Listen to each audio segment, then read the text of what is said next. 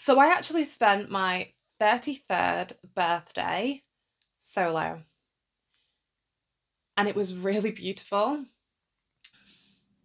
So it's not that I don't celebrate my birthday. I do. It's just that this year I looked at the logistics and I was like,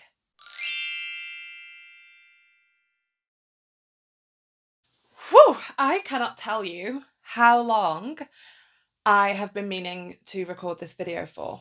I really enjoyed the experience, and I'm just sharing this in case you want to do a solo birthday retreat.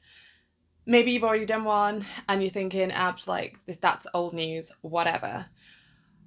But for me, it feels like I'm in a weird season of my life where, well, I don't know what it's to do with, but I know my friends love me. I know they're amazing, but everyone has a baby, or a children, or their partners, their husbands, their wives, and people are busy.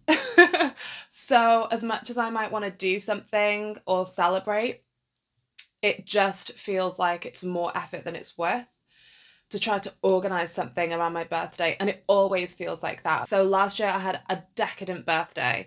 I spent it, I think in the morning, I went for brunch with a friend, Amina, who had come to visit me all the way from London. Amazing. After brunch, we went for shopping around Manchester. I needed a little bit of makeup. That was the day that I discovered concealer. 32 years old was the first time I've used concealer, and now I use it all the time on my under eyes to get rid of those bags. Ladies, I do not know where I've been, but they are it is a game changer. Anyway, and then after the shopping experience, then we went to the ballet to watch the Russian ballet perform Swan Lake at the Bridgewater Hall. I did that with Amina and Shauna. And then after that, I went with a few other friends to the Ivy in Manchester in Spinningfields, where we just finished off the evening there with lovely food, drinks, and just enjoyment. And honestly, mwah, magnifique. It was a beautiful day. I loved it. I loved it. I loved it so much. So it's not that I don't celebrate my birthday. I do. It's just that this year I looked at the logistics and I was like, you need to just relax. It needs to just be about you, honey. And also Christmas had also been really busy. There was a lot going on, like family, and I love Christmas. I love having family around. It's like God just directs things in the way they need to be. Because I think I would have been really overwhelmed if after the hecticness of Christmas and New Year's Eve and New Year's Day, I then went and had a hectic birthday like the one that I'd had the year before. So that is a lot of background information. That might be filtered. But let me just share with you my 24 hours of birthday bliss for my 33rd birthday. On New Year's Day, I decided I need to get away. So on New Year's Day, I went on booking.com and just booked somewhere in the Lake District. It was called Ees Wyke Country Home. I called it Ees Wyke, but it's actually got an E on the end and everyone calls it Ees Wyke. So honestly, I just love it. So what's beautiful, what I really wanted for my birthday was to wake up and see beautiful scenery, like to draw my curtains with the vision and look outside and just have my breath taken away for that moment. And that's what I got. But I'm skipping ahead in the story because I arrived on the 2nd of January in the mid-afternoon, around 4 or 5-ish, and I hadn't booked anywhere to eat, or basically because I was so last minute in the booking and the location of Ees Wyke Country Home, it meant that the only place to eat would have been at the property itself, where I'm a really picky eater, so they had a specific set menu, and pretty much 75% of it I knew because of how I am as a person. I was not gonna vibe with it at all. I know that most people would just absolutely love that, and it was such an amazing price for what it would be. Unfortunately, I was like, I can't do that. So I tried to book elsewhere, like somewhere called the Tower Bank Arms, which was about a 3-minute walk from Ees Wyke Country House. and they were fully booked. They were like, sorry, we can't accommodate you. I was like, it's just one person. So I sent them a really guilt-trippy email and I was like, please, I would really appreciate it. It's my 33rd birthday on the 3rd of Jan. I've just done this last minute getaway, please. Essentially, when I arrived at Ees Wyke country home, I was greeted by, I think her name was Angela. When I arrived, she gave me a pot of tea and a piece of cake, and I sat by the fire, the log fire, in one of the lounges that they had in the home, feeling toasty, comfortable, warm, just so grateful to be able to take this time for myself. Talk about self-care, guys. Like, if you can't do it on your birthday, when can you do it? And so I just sat there with my cup of tea, heating my hands after being outside, and just thinking how blessed I was. I read a couple of chapters in this book that afternoon and expected that I'd just spend the afternoon with a glass of wine by the fire, because I hadn't managed to book anywhere successfully in time, and I didn't want to have to drive 20 minutes out of the way in the dark through the country lanes, which was really wet and windy. And I just felt like I just wanted to feel comfortable. If I couldn't go to Tower Bank Arms, I wasn't going to go anywhere. But thank God he knew that I needed to have an awesome birthday. So I checked my emails, and honestly, I've never felt so grateful. I looked and they were like, yeah, we can accommodate you. You can come for the 7:30. And I was just like, winner, winner, chicken dinner. So I got upstairs, got changed, and walked the 2 minutes across to the Tower Bank Arms. And my goodness, let me tell you, I had, what did I have for my starter? I had a lovely soup. I think I had sweet potato in it and maybe parsnip. I can't remember, but it was lovely. And the bread that accompanied it was equally delicious. For the main, I chose steak and frites, well, steak and chips, obvs, with a lovely large glass of red. And I couldn't finish all of that. I just can't say how good it was. I just, like, it was such a great way to start my birthday experience, even though it was like the day before my birthday, you know, my birthday eve. For my third and final course, I finished with, of course, a dessert of, if you know me, I love brownies, so you just know that that's, or if that's on the menu, I have to have it. So I had warm chocolate brownie with vanilla. I think it may have had like extra chocolate sauce on it, and also surrounded by berries. And an additional bonus was the fact that even though I'd gone there on my own and sat solo, I ended up speaking with a lovely couple to my right and a lovely gentleman to my left, and we just were all engaged in this conversation, which was fun, which was interesting, which didn't like leave me. I mean, at the end I was very ready to dip out, because I was like, my social battery is diminishing here, but it was what I needed for my birthday. And I'm so grateful that my birthday started that way on my birthday eve. So Tower Bank Arms, I appreciate you. I appreciate you so much. Honestly, thank you, because I had a wonderful experience, and I will definitely be going back there if I'm ever that side of the Lake District. I headed back to Ees Wyke country home, where I slept and woke up the next morning to a wonderful view.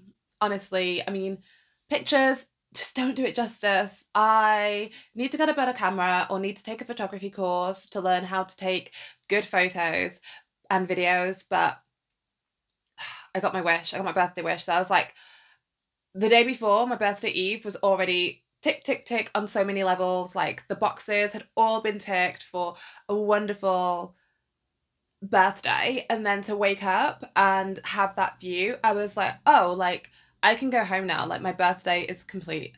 On the day of my actual birthday, what did I do? I woke up and had a wonderful breakfast cooked by the owner of Ees Wyke Country House Hotel. And his name I've forgotten, it's just slipped my mind, but he's so lovely. So lovely, in fact, that at the end of my day there, and I'd packed up and washed out and headed out, I left my walking boots and ended up having to call them and say, I'm so, so sorry. I left my muddy boots. Please, may you send them across? And they did that.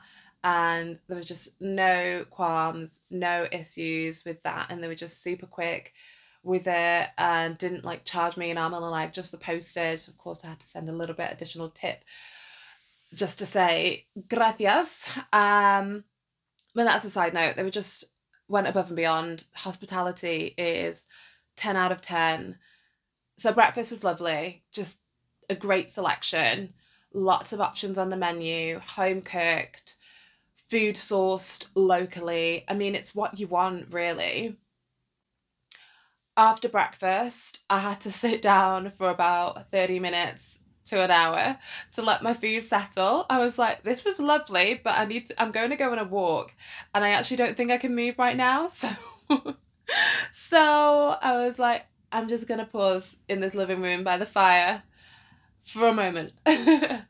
And so I did that and headed out in my Adidas raincoat, and that was very handy because it was a super wet day. The day before had been quite calm in terms of the weather. It wasn't rainy or anything like that. But that day was quite wet. I didn't let it deter me though, because I love being outdoors. I honestly feel so close to God when I'm in nature and away from everything. And I'd specifically gotten away to be disconnected. So I was very prepared for whatever weather was gonna happen. I ended up walking about, well, my watch told me about 13 kilometers, and I was walking for maybe 2.5 hours or so. Got a little bit lost. Of course, I wasn't walking at super fast pace because I was stopping here and there just to be contemplative and to look at the sky, to look at the water.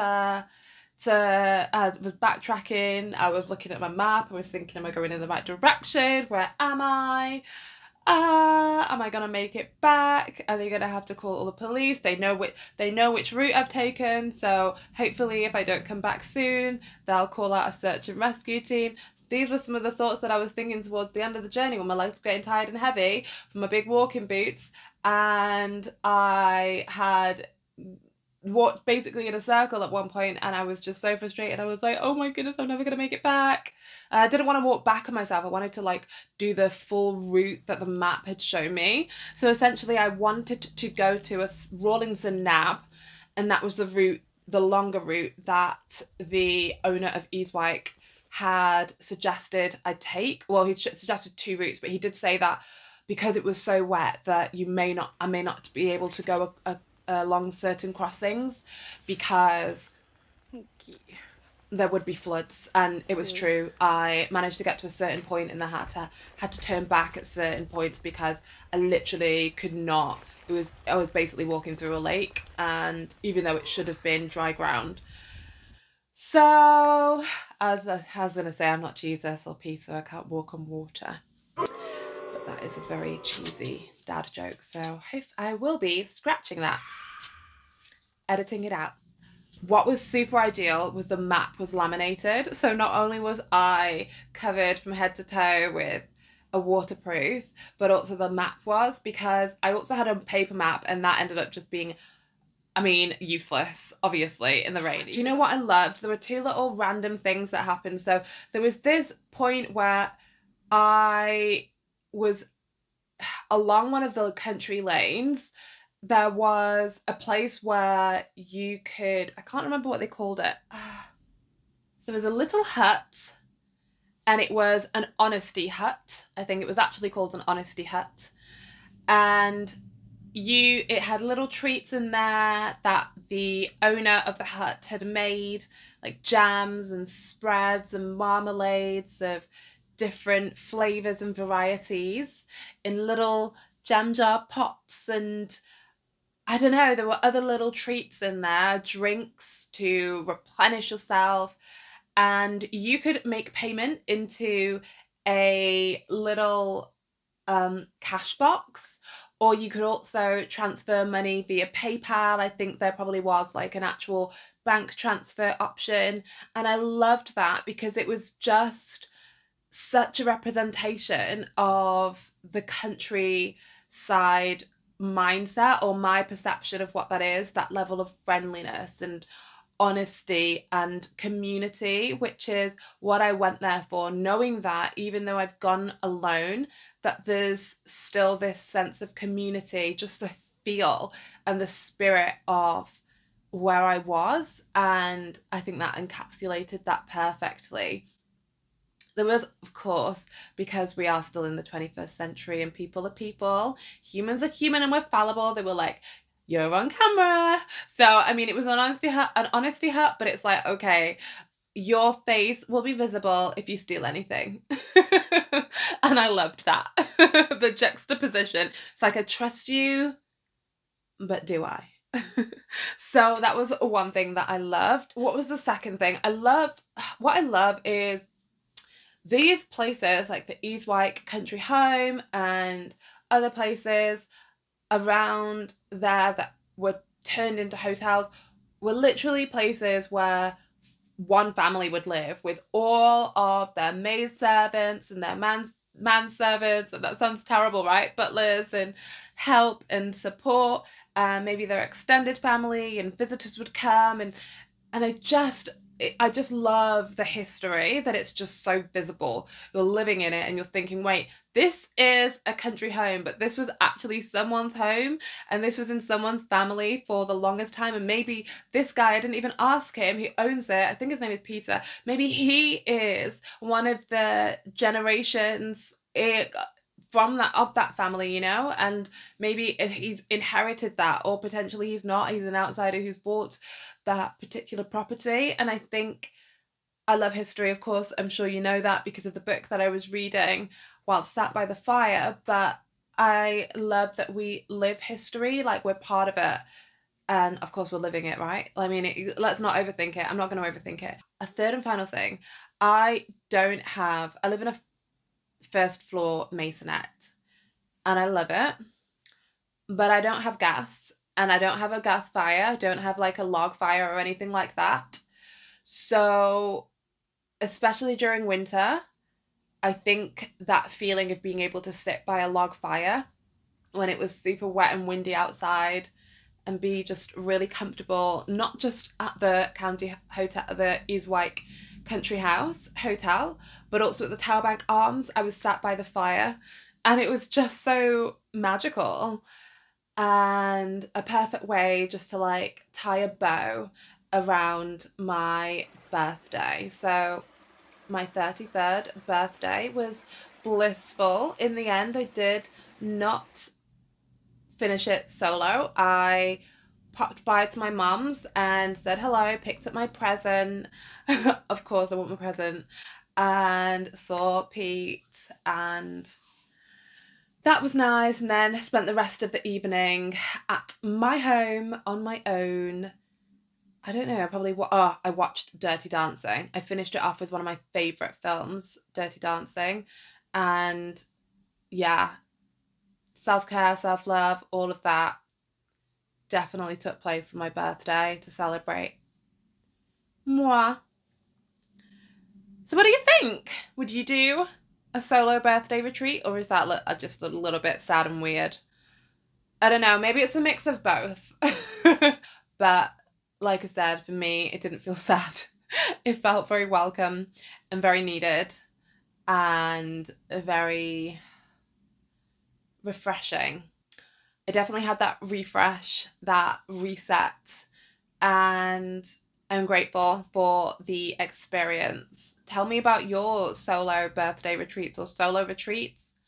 You guys know that I love to travel solo. You can check it out on my blogs. I have various solo travel experiences listed and shared on there. I can't think of any from the top of my head. Oh, I can. Marbella, where I met my good friend Amy there. I obviously didn't know her there, but I met her. Like, when the thing about solo retreats, I'm going off on a tangent here, but let me just say, the thing about solo retreats is, as much as maybe it's solo for you because you're off on your own, you're still in the world. So unless you are fully off the map, you will probably bump into people that will become acquaintances or for the moment, or just I just feel like you won't ever necessarily feel supremely lonely. You may be alone, but you won't feel lonely. There'll still hopefully be that sense of community. I think that's it.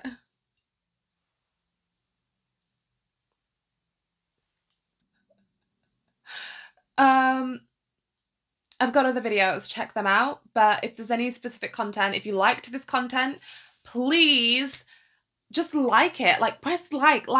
It's really helpful. Subscribe to my channel, leave me a comment, engage in the comments. I love the engagement because it inspires the next pieces of content. It makes it easier for me to create something if I know what you guys want to see. Also, I have a podcast, Define Your Success, and you can listen to that wherever you listen to podcasts. So that's like Spotify, Apple Podcasts, I think it's on Amazon, like basically anywhere. So check that out. I interview Olympians, Paralympians, and their high performance teams. I'm super excited about just building that and gaining more consistency and momentum with that. And yeah, 2023 is a year of a labor of love, creating, curating, making great things happen, and just trusting in God's timing for things to come together. I am living right now, guys, between a miracle. I'm just declaring right now that I've had the miracles in the past. I'm in this season where I'm like, I'm on my knees. I'm like, God, can I see a breakthrough? Can I see some good things happen? So I think that's why I wanted to record this, because that was like a mini miracle, my birthday, in a season that has felt like the heaviest season.